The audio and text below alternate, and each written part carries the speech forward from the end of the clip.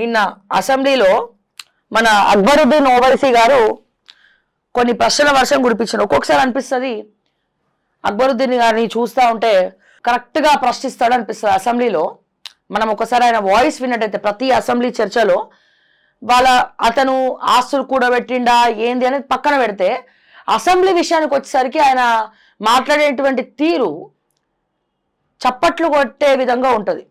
అంటే ప్రభుత్వానికి ఆయన ఇచ్చే ప్రశ్నలు వణుకు పుట్టించేలాగా ఉంటుంది. ఆయన అడిగినటువంటి క్వశ్చన్స్కి ఎవరు కూడా ఆన్సర్ చెప్పలేరు. అక్బరుద్దీన్ ఓవైసీ అడిగినటువంటి ప్రశ్నలకు ఎవరు ఆన్సర్ చెప్పలేదు. ఈ అసెంబ్లీ కాదు, ప్రతి అసెంబ్లీలో కూడా ఆయన సరికొత్త టాపిక్ తీసుకుంటాడు ప్రజల పక్షాన. సో తర్వాత ఓవైసీ చెరువులో కట్టిండా, అది కట్టిండా, ఇది కట్టిండా, ఆయన ఆస్తుల గురించో లేకపోతే దేని గురించో తర్వాత. బట్ అసెంబ్లీ విషయాన్ని గురించి నేను మాట్లాడుతున్నా.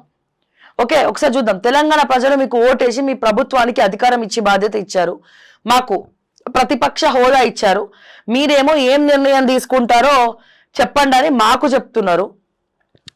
ముఖ్యమంత్రిని మంత్రులను మిమ్మల్ని చేస్తే మీకు ఏ నిర్ణయం తీసుకోవాలో చేతగానప్పుడు అధికారం ఎందుకు మీకు అని అక్బరుద్దీన్ ఓవైసీ అడగడం జరిగింది కాంగ్రెస్ గవర్నమెంట్ని. మీరు ప్రతిదీ మాకు చెప్పండి, మీ ఒపీనియన్ మాకు చెప్పండి అంటే ఇక మంత్రులు ఉన్నది ఎందుకు, ముఖ్యమంత్రులు ఉన్నది ఎందుకు, అసలు మీకు పదవులు ఇచ్చింది ఎందుకు అని చెప్పి చెప్పుతో కొట్టినటువంటి సమాధానము మరి ఈయన క్వశ్చన్ చేయడం జరిగింది అసెంబ్లీలో. ఒకసారి ఏం మాట్లాడుతుండో చూద్దాము. ఎలక్షన్ हुआ 20 महीने पहले, 20 months back. People have voted and given the responsibility of governance to Congress, and then they have given us the responsibility of playing the role of opposition. Now the government wants the opposition to play the role of governance. क्या मैं government का हिस्सा हूं साहब? आप बताइए sir आप बताइए सर, अगर बीआरएस है कंसेंसस कैसा आएगा सर? आप बोल रहे हैं कि नहीं, सब जने मिलके बोलो. अब वो लोग एक्शन लिए बोलते, मैं एक बोलूंगा, वो एक बोलेंगे, वो एक बोलेंगे.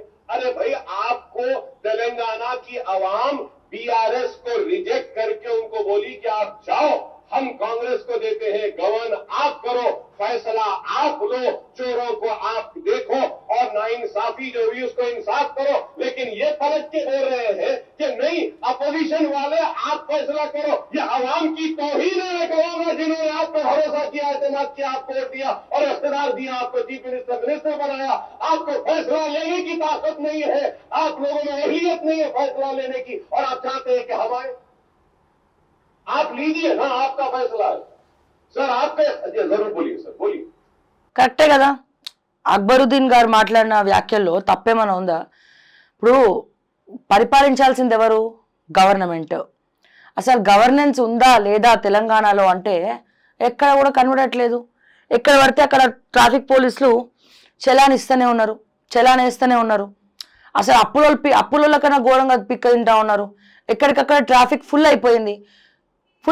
మరి ఇదే ట్రాఫిక్ పోలీసు చలాన్ వేసే ముందర ట్రాఫిక్ క్లియర్ చేయాలి. మరి ట్రాఫిక్ క్లియర్ చేయకపోతే మరి మేము ఎందుకు ఇవ్వాలి మీకు చలాన్లు, ఎందుకు కట్టాలి మీకు చలాన్లు? ఇప్పుడు ఆ ఊరికి ఈ ఊరు ఎంత దూరమో ఈ ఊరికి ఆ ఊరు అంతే దూరము కదా. సో చలాన్స్ గవర్నమెంట్ ఎక్కడుంది? గవర్నెన్స్ గుడ్ గవర్నెన్స్ ఎక్కడుంది? కామారెడ్డిలో ఉండాల్సినటువంటి వాళ్ళందరూ ఎక్కడా? వాళ్ళకి ఏం మేలు చేసినారు? మాటిమాటికి ఎంతసేపు ప్రతిపక్షాల గురించి మాట్లాడుతూ, ప్రతిపక్షాల గురించి ఏడుస్తూ, ప్రతిపక్షాలే మీరే చెప్పండి అనుకుంటా. మరి వీలున్నది ఎందుకు గవర్నమెంట్? ఒక జీవో వస్తే వాళ్ళందరూ ఫాలో అయిపోవాల్సిందే కదా. సో ఈ విషయంలో ఖచ్చితంగా అక్బరుద్దీన్ ఓవైసీ గారితో నేనైతే ఏకీభవిస్తున్నా. ఎందుకంటే ఆయన ప్రతి అసెంబ్లీలో సరికొత్త టాపిక్, సరికొత్త ప్రశ్న వేస్తూ ఉంటాడు. నేను ప్రతిసారి అబ్జర్వ్ చేస్తూ ఉన్నా, కానీ ఎప్పుడు కూడా మాట్లాడలేదు. బట్ ఈయన ఇచ్చినటువంటి క్వశ్చన్ ఏదైతే ఉందో అది కరెక్ట్. అది ఒక్కరిని చూపేయండి అసెంబ్లీలో, ఒక్కడంటే ఒక్కడు చక్కగా మాట్లాడతాడు, ఒక్కడంటే ఒకరు గవర్నమెంట్ తరపున. అది మీరు ఏం చేసిండ్రా నాయన అంటే ఏం చెప్పలేరు.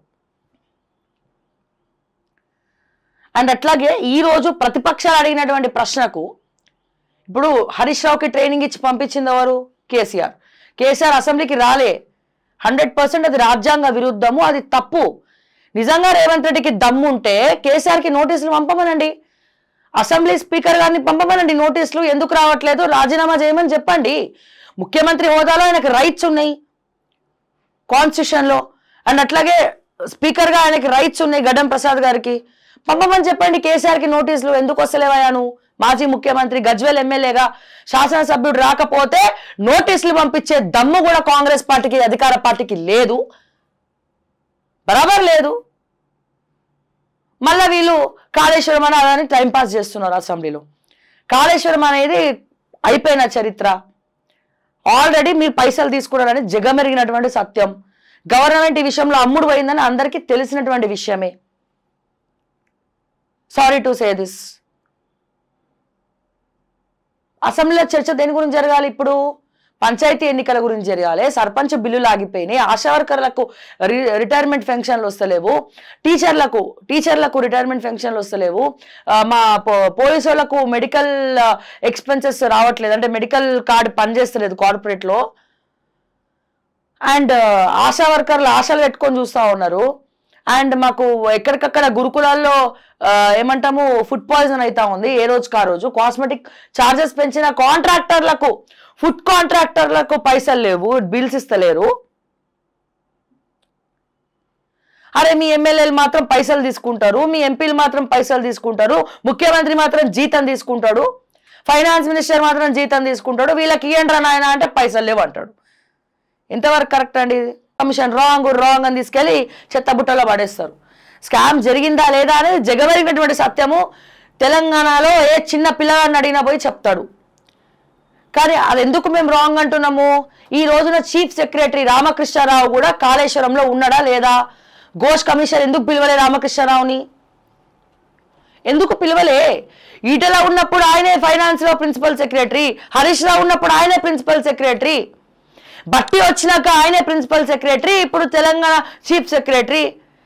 మరి మీ చీఫ్ సెక్రటరీని, గవర్నమెంట్ ఆఫ్ తెలంగాణ చీఫ్ సెక్రటరీని ఘోష్ కమిషన్ ఎందుకు ఎంక్వైరీకి పిలవలే? మరి సగం కమిషనే కదా, ఏది పూర్తిగా చేయనట్టే కదా. మీరు అందరూ అమ్ముడు అయినప్పుడు దాని మీద అసెంబ్లీలో చర్చ పెట్టి ప్రజల టైం ఎందుకు వేస్ట్ చేస్తున్నారు? ఒక అసెంబ్లీ నడవాలంటే కోట్ల రూపాయలు కావాలి, డబ్బులు వేస్ట్ చేస్తున్నారు, టైం వేస్ట్ చేస్తున్నారు. ప్రజలు వెక్స్ అయిపోయి ఉన్నారు. అసలు మీరు రాజకీయ నాయకుల ఏందో అర్థం కానటువంటి పరిస్థితి అంటున్నారు, పబ్లికే అంటున్నారు.